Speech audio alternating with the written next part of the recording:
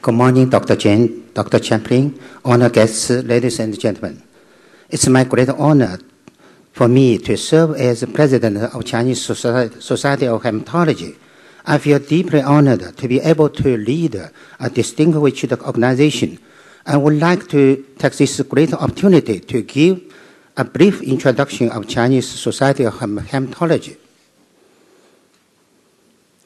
So this is the history of our society. In 1957, our society was set up in Tianjin, but at that time we called the Institute of Blood Transfusion and Hematology.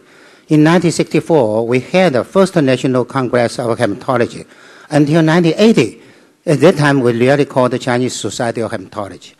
Until 2011, there are more than over 5,000 members.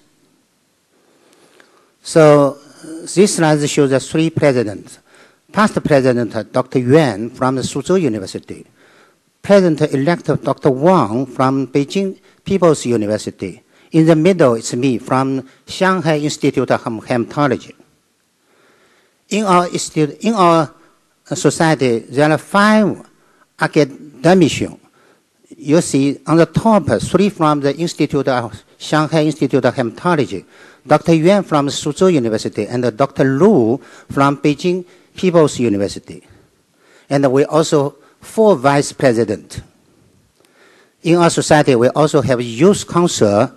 Dr. Zhao is a chair. She is also vice director of Shanghai Institute of Hematology, also vice director of the Department of Hematology, Beijing Hospital. In our society, we divide a subgroup, 5 subgroups: leukemia and lymphoma, stem cell transplantation, red blood cell disease, and thrombosis and hemostasis. And also the last one is experimental hematology. Now let's move to the clinical work. I think maybe everybody knows Professor Zhengyi Wang.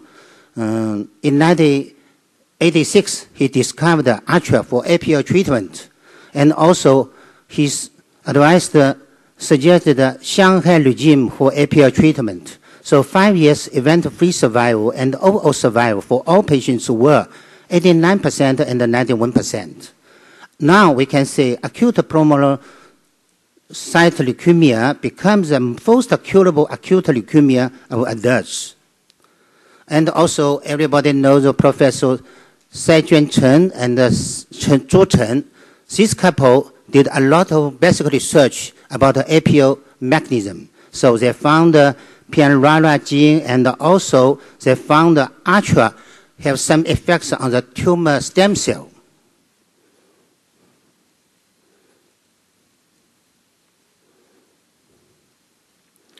Now let's move to the AML treatment. In China, we have special regime we call the priming regime. So we use low-dose aclamazine plus low-dose LRC plus GCSF. This regime at first in 1995 from Japan, but in China we modify.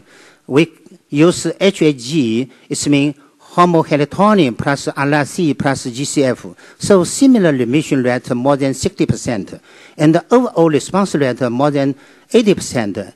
But this regime has very low death rate. So it's suitable for elderly patients and also suitable for PS score is very high, these patients. You know, in China, we have special drug, it's called homohelitonine. So in 2006, we published on leukemia. We use HAA regime, homohelitonine plus aclamazine plus LRC. Overall response rate is about 83%. Recently, we use national randomization clinical work. The total number is about 632 cases, multi-center. The CR rate is about 75%. So according to the results, HAA more effective than HA and AA. Now let's talk about the transplantation in China. In 1964, we did the first HSCT in Asia, and in 1981, we also did the first allogeneic HSCT. In 1992, the Chinese bone marrow transplantation donor database was set up, And 20, establishment of the haploidentical transplantation system. So until 2006, the great progress of Chinese HSCT results published on International Blood and Transfusion Journal. This is about the effectiveness. So you see, LFS 5 years for AM standard risk is near 70%.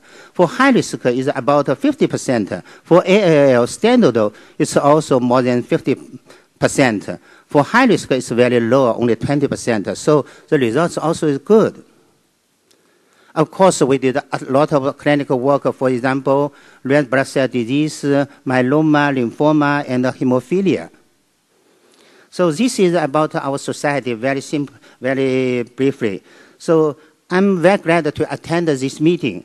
The objective of this conference is to bring us together, to build a strong relationship between mainland doctors, Hong Kong doctors, Taiwan doctors, and the doctors from all over the world. Through this conference, we will learn from each other, learn from our international experts, and share our experience in clinical research, clinical work, and research work. The conference covers both opportunity and challenge.